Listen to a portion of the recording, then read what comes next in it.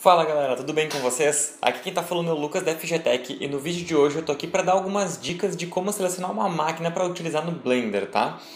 Eu sei que o Blender aí já é conhecido por muitos porque ele é um programa que já é mundialmente famoso devido à grande quantidade de coisas que a gente consegue fazer nele e também devido ao fato de que ele é um competidor aí direto com programas muito conhecidos já como o próprio Maya, Autodesk e tal. Então o Blender, como muitos já sabem, ele serve um programa que pode ser animador, modelador 3D, renderizador, texturizador, tem motor de jogo, enfim, ele tem inúmeras funções e eu tô aqui para dar algumas dicas de como montar uma máquina que vai conseguir rodar ele bem. Óbvio que se eu for recomendar para vocês uma máquina para rodar ele super bem, top, para fazer tudo que vocês quiserem, vai extrapolar o orçamento de tudo. Então eu tô aqui para dar uma dica de como montar uma máquina que não vai rodar ele tão mal, mas também não vai rodar ele super bem, vai ficar mais ou menos ali no intermediário, e também algumas dicas do que procurar na hora de fazer o que vocês quiserem. Então chega de enrolação e bora pro vídeo. Agora vamos então para a primeira peça da máquina, que obviamente vai ser o nosso processador, tá? E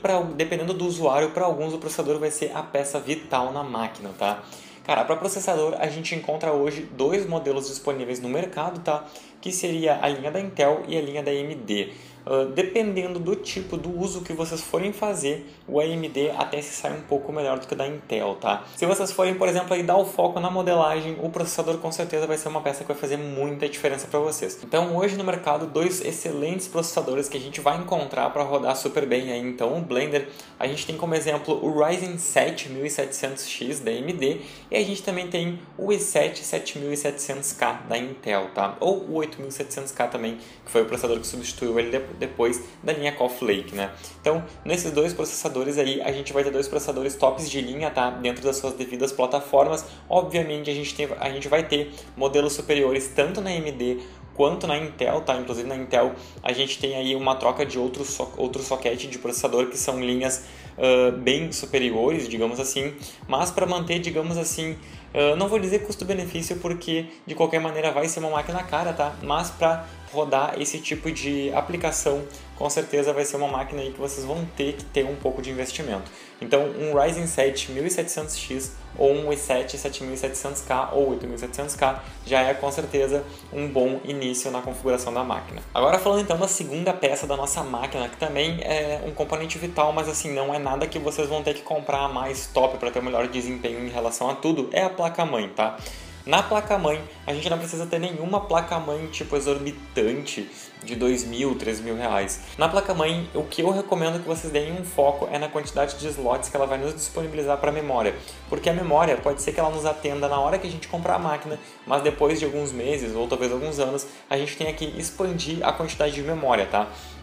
Então procurem hoje no mercado uma placa-mãe que consiga ter suporte aí no mínimo uns 32 GB de memória, tá? Porque vocês provavelmente vão começar com 8 ou 16 e talvez futuramente vocês queiram alterar isso. Então procurem placas-mãe com suporte no mínimo a 32 GB de RAM DDR4, tá? No mercado hoje a gente encontra vários chipsets, até mesmo a partir dos chipsets mais básicos, que seriam, por exemplo, os H110, que já tem suporte à memória a 32 GB de memória DDR4, né? Então procurem dar um pouco de foco nisso para que no futuro vocês não tenham que se incomodar em fazer troca de placa-mãe devido a não ter espaço suficiente para colocar a quantidade de memória que vocês desejam. Outro ponto que eu acabei não mencionando aí em relação ao processador é na verdade uma peça a mais, caso vocês queiram fazer aí a troca, é do cooler do processador. O cooler que vai vir obviamente com o Intel, caso vocês comprem a linha que não seja o K, tá? Porque a linha K da Intel vem sem cooler.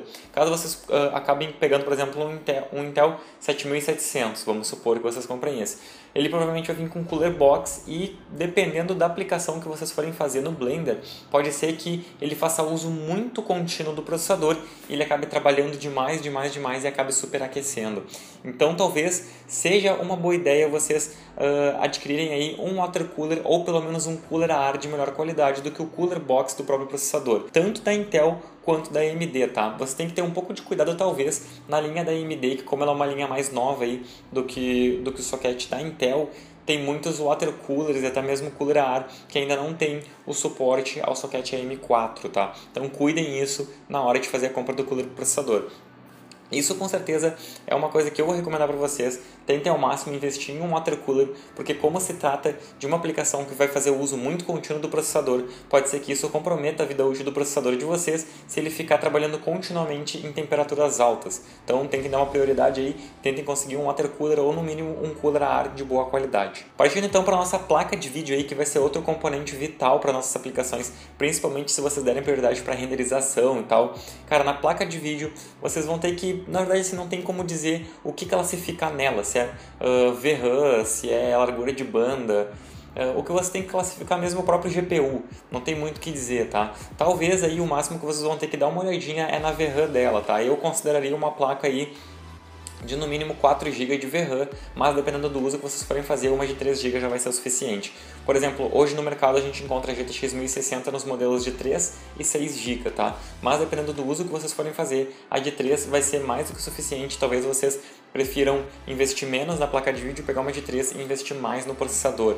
Então isso é uma coisa que vai depender muito do uso que vocês forem fazer no aplicativo, tá? Eu particularmente aí recomendaria para vocês uma placa da linha NVIDIA GeForce, tá? Linha GTX, porque se vocês chegaram a assistir o vídeo da melhor máquina, na verdade eu fiz um vídeo sobre máquina custo-benefício para edição de vídeo, para youtuber e tal, vocês sabem que os CUDA cores fazem bastante diferença na renderização, tá? Não somente na renderização de vídeos, mas na renderização em geral. Então na hora de renderizar, a GeForce, a linha GeForce da NVIDIA leva um pouco de vantagem em relação aí à linha da AMD, por exemplo, as RX 580 e tal. Então a gente tem esse recurso aí a mais que vai ajudar vocês a ter um pouco mais de velocidade na hora das renderizações.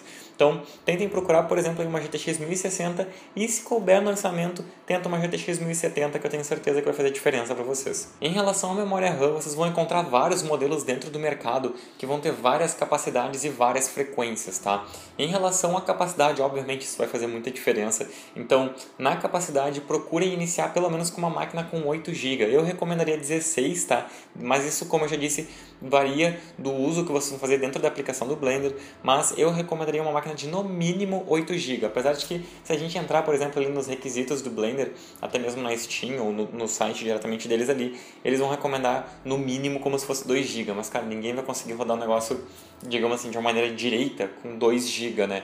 Então tentem no mínimo pegar 8 GB, de preferência tentem pegar somente um pente para depois vocês poderem ter mais slots disponíveis para futuramente colocar outros módulos, né? Fazer um dual channel ou expandir sem precisar ficar vendendo o módulo depois, se livrando de módulos que vocês vão estar ocupando mais de um espaço. Então o que eu recomendaria para vocês aí, deem uma pesquisada e tentem pegar uma memória de 8 GB. Em relação à frequência, não precisa ser nenhuma frequência absurda. A gente vai encontrar frequências de 2133, 2400, 2666. Tem umas que já vem colocada a 3133, eu acho, 3400. Enfim, a gente não precisa de nenhuma frequência absurda. Uma de 2133 ou até mesmo 2400 já vai ser o suficiente para suprir o que vocês vão fazer. Em relação ao HD, é realmente uma coisa muito pessoal, depende do quanto de espaço que vocês vão fazer no uso da máquina, né? Então, se vocês vão precisar de muito armazenamento, um HD de 1 TB aí, um HD de 1, 2 TB, mas uma coisa que pode fazer bastante diferença e que eu realmente recomendo para vocês é comprem um SSD, mesmo que seja somente um de 120 GB,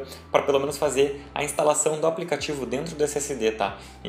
Do aplicativo, obviamente, do sistema operacional, né? Então, tentem ao máximo aí adquirir um SSD, porque isso vai fazer diferença até mesmo na fluidez na hora de rodar a aplicação. Agora, em relação ao gabinete de vocês, conforme eu já havia dito, dependendo do uso que vocês forem fazer na aplicação, por exemplo, no processador, o processador é uma peça que costuma esquentar bastante, tá? Independente de vocês terem Intel ou AMD, se vocês rodarem alguma aplicação que vai fazer uso contínuo do processador, ele obviamente vai esquentar muito, tá?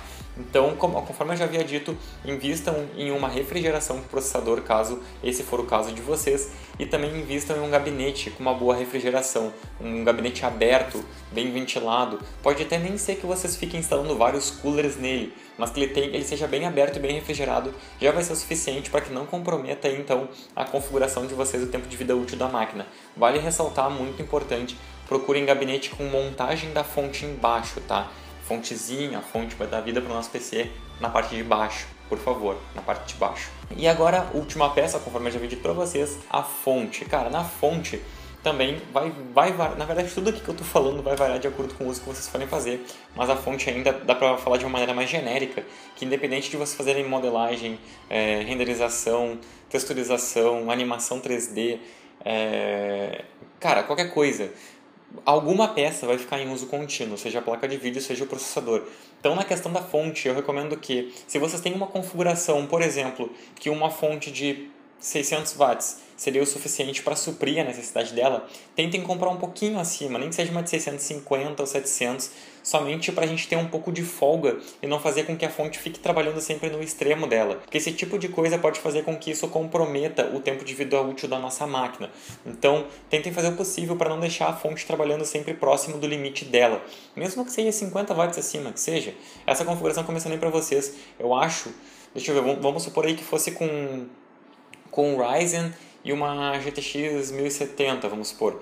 Uma fonte de 500 watts sem mentira já daria conta, mas eu não arriscaria, tá? Porque, como eu já disse, a fonte trabalharia muito próxima do limite dela. Então tentem pegar aí no mínimo uma fonte de 600 watts. E fiquem atentos na hora de escolher uma fonte, na hora de pegar a fonte que seja uma fonte confiável de qualidade. Ela tem que ter uma marca bem reconhecida dentro do mercado, tá? Hoje a gente tem várias fabricantes aí já renomadas, como a própria Corsair. Acho que Corsair é uma das mais conhecidas, né? A gente tem Corsair, a gente tem EVGA, a gente tem Cougar, Cooler Master, enfim, a gente tem inúmeras marcas. E outro ponto legal que você tem que dar uma olhadinha na hora de pegar é se ela tem selo de certificação PFC ativo, tá? Selo de certificação, principalmente, é um ponto muito crucial da nossa fonte, que quer dizer que ela está homologada e está trabalhando no mínimo 80% da capacidade dela, ou seja, ela está entregando no mínimo 80% de eficiência, tá? Então a gente tem selos a partir ali do 80 Plus White, depois a gente tem 80 Plus Bronze, Silver, Gold, depois a gente tem Platinum, Titanium, umas coisas assim, e cada um deles vai ter uma certa referência dentro. Por exemplo, vamos supor que o Bronze estivesse dizendo que a fonte está entregando no mínimo de 84%, 89% da eficiência dela. Então, esses selos de certificação, eles são muito importantes para que a gente tenha noção de que a fonte é uma fonte de boa qualidade e uma máquina que vai ficar trabalhando muito seguido, como é o caso aí de quem vai pegar uma máquina para Blender e, sei lá, deixa o negócio renderizando ali e sai para tomar um café. Então é bom que a gente tenha uma fonte que entregue no mínimo aí uns 85% de eficiência, que, se eu não me engano, é o caso do 80 Plus Bronze ou Silver, tá? Então, procurem aí fazer um investimento bom em uma fonte, que a fonte vai ajudar tanto quanto a refrigeração ajuda, né? Na questão da vida útil e às vezes até mesmo no próprio desempenho ali, para não deixar trabalhar muito próximo do limite e da temperatura máxima que ela pode trabalhar. Então, galera, espero que vocês tenham gostado do vídeo. Eu sei que peças em específico, modelos em específico, eu acabei não mencionando muito, né? Acho que eu dei alguns exemplos ali somente de processador e placa de vídeo, mas esse vídeo, na verdade, foi mais assim para conseguir com que as pessoas que vão montar uma máquina para Blender, que não tenham muita noção do que procurar, agora saibam mais ou menos o que procurar dentro de uma máquina, independente de vocês forem, se vocês forem montar ela em uma loja ou se vocês já forem pegar a configuração pronta.